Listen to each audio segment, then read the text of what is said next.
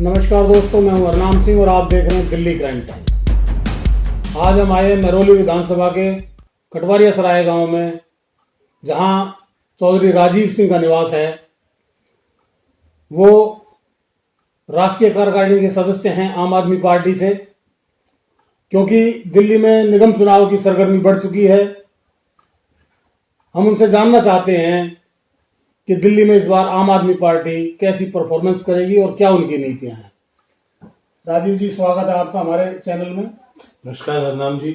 अब मेरी तरफ से आपके दिल्ली क्राइम टाइम्स के सभी दर्शकों को नमस्कार और आपका बहुत बहुत धन्यवाद। आज आपने आम आदमी पार्टी के ये प्लेटफॉर्म दिया कि वो अपनी बात रख सके।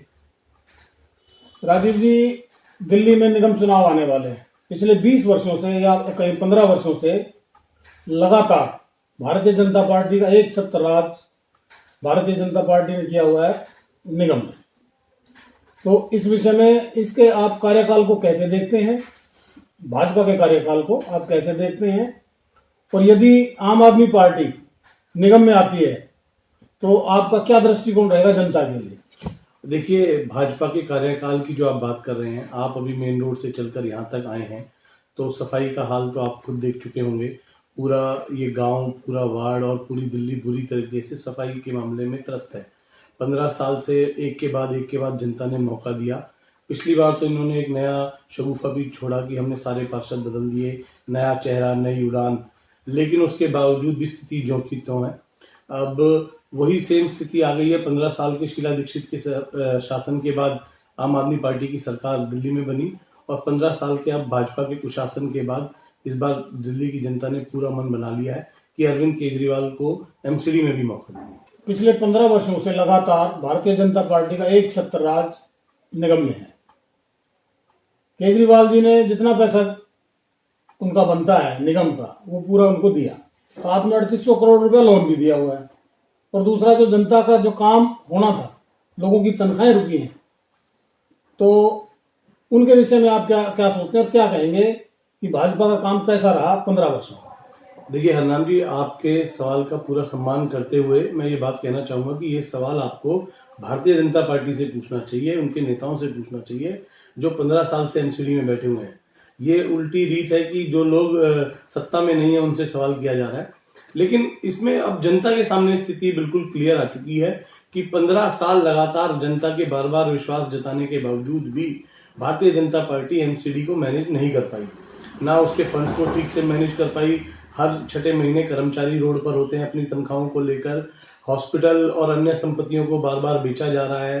प्राइम प्रॉपर्टीज को कौड़ियों के भाव बीजेपी के नेता खरीद रहे हैं। जो आपका सवाल है कि उनकी बीजेपी ने कैसा मैनेज किया, अगर आप इसको देखेंगे तो मेरा ये कहना है कि जो 15 साल पहले बीजेपी का पार्षद बना था, उसने जब अपना एफिडेविट फाइल किया था और उसमें क्या संपत्ति दी थी, और आज वो 15 साल बाद उसने जब आखिरी चुनाव लड़ा, उस संपत्ति को आप कंपैरिजन कर लीजिए, आपको अपना जवाब मिल जाएगा। अच्छा, अभी हाल ही में जो है भारतीय जनता पार्टी ने एक प्रेस कॉन्फ्रेंस की और उसमें ये कहा कि वो 6,500 निगम कर्मचारियों को पक्का कर रहे हैं। तो इस विषय में क्या कहेंगे आप?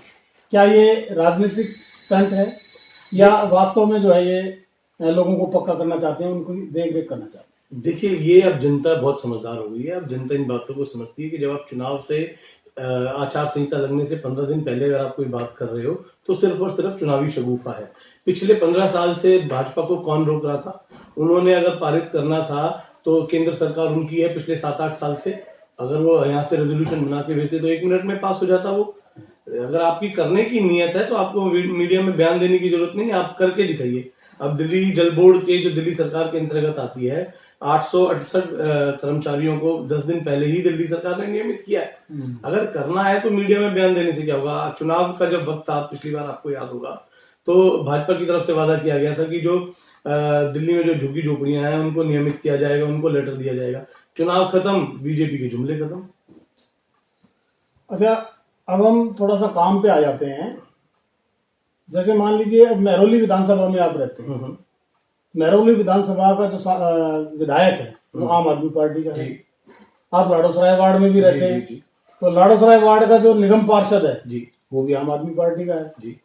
तो इन दोनों ही पूरे इस क्षेत्र में, महरौली विधानसभा के क्षेत्र में, लाडोसराय वार्ड और महरौली विधानसभा जी, इसमें जो काम हुए उनको आप कैसे देखते हैं कि ये लोग जनता के काम कर पाए? जी, देखिए मैं इसमें कहना चाहूंगा कि विधायक जी जो हैं वो दूसरी बार चुनकर आए तो लोकतंत्र में सबसे बड़ा जो मत होता है वो जनता का मत होता है।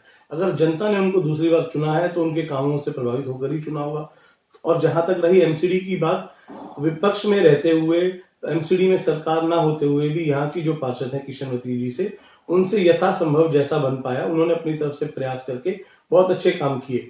लेकिन अगर सरकार एमसीडी में आम आदमी पार्टी की होगी तो वो काम और भी बेहतर तरीके से हो पाएंगे। नहीं, आपने कहा कि ये जनता का निर्णय था कि वो दूसरी बार चुनकर आए, उन्होंने अच्छा काम किया तो चुनकर आए। तो भारतीय जनता पार्टी पिछले 15 वर्षों से लगातार निगम में बनी हुई है, क्या यह जनता का निर्णय नहीं है? नहीं, अगर 10 साल बाद अगर वो अपने जो पार्षद थे उनको रिपीट कर देते तो जनता अपना निर्णय बता देती।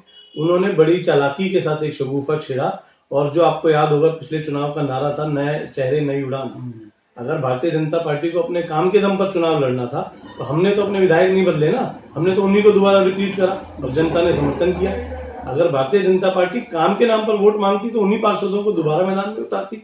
अब तो बात ये चल रही है कि ये जो रोटेशन की जो नई पॉलिसी आई है उसमें भी भाजपा की यही मंशा रही है कि पुराने पार्षदों ने काम तो किया नहीं है, अब पब्लिक में जाकर कैसे अपने पार्षदों के बारे में गलत कहा जाए, तो इसलिए रोटेशन करके पुराने जो पार्षद हैं उनको दोबारा मैदान में ना आना पड़े, नए लोगों को फिर उतारने के चक्कर में है। लेकिन इस बार जनता जो है पूरा मन बना चुकी है, वो दिल्ली सरकार के काम देख चुकी है, और इस बार उनके पूरे मन में ये है कि एक मौका एमसीडी में भी अब केजरीवाल को देखे देखते हैं। अच्छा राजीव जी, आप जो है आम आदमी पार्टी में एक सम्मानित पद पर हैं, तो मैं आपको जो है चुनाव तो बड़ा लड़ते हुए देखना चाहता हूं, लेकिन क्योंकि समय की ये मांग है कि आप जो है निगम का चुनाव लड़ें और इस क्षेत्र में मेयर के पद को संभालें, ताकि इस क्षेत्र की जो समस्याएं हैं उनका निराकरण हो सके। तो इस विषय में आप क्या कहेंगे? देखिए, पहली बात तो मेरा ये कहना है कि इस लोकतंत्र में कोई चुनाव छोटा या बड़ा नहीं होता है। जनता और आप जिस संगठन से जुड़े हैं वहां से आपको जो आदेश मिले वो आपको पालन करना होता है। गांव की प्रधानी का चुनाव हो या भारत के संसद में जाने के लिए सांसद का चुनाव हो, हर चुनाव बड़ा होता है। हर चुनाव में आपको एक नंबर, एक संख्या आपको चुनती है। तो मेरा ये मानना बिल्कुल नहीं है कि चुनाव कोई छोटा बड़ा होता है। दूसरी बात, जहां तक रहा कि इस चुनाव में लड़ने का और आगे की जिम्मेदारी का, देखिए मैं पार्टी का अनुशासित सिपाही रहा हूं पहले दिन से, जिस दिन से पार्टी की स्थापना हुई है।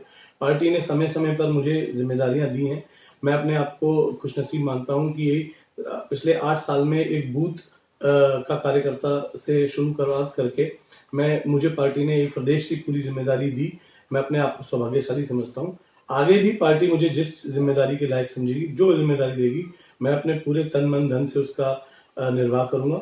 और अगर पार्टी ऐसा कहीं मौका देती है तो मैं अपने गांव की, अपने वार्ड की जनता को भी आश्वासन देना चाहता हूं कि दिल्ली की सरकार के साथ मिलकर कुछ चीजें जो ऐसी हैं जिसमें आपको सरकार का भी इंटरवेंशन चाहिए होगा, वो सारे काम फिर सुगम रूप से हो पाएंगे। तो साथियों, ये थे श्री राजीव चौधरी जी। हमें अमिताभ बच्चन की एक फिल्म का डायलॉग याद आता है जिसमें उन्होंने कहा था कि उम्र से बड़े संस्कार हैं इनके। राजीव चौधरी के जो संस्कार हैं, राजनीतिक जो संस्कार हैं, वो इनके पद से और इनके कद से बहुत बड़े हैं। तो साथियों, आज की इस वार्ता को हम यही समाप्त करते हैं और उम्मीद करते हैं कि राजीव चौधरी जी लाडोसराय वार्ड से चुनाव लड़ेंगे और मेयर बनकर दक्षिणी दिल्ली का निगम में नेतृत्व करेंगे। धन्यवाद। इसके साथ ही हम राजीव चौधरी जी को धन्यवाद कहना चाहते हैं। धन्यवाद अर्नाम जी, आपने अपना कीमती समय निकाला, बहुत बहुत धन्यवाद आपका। तो दोस्तों, फिर मिलते हैं अगली वीडियो में। नमस्कार।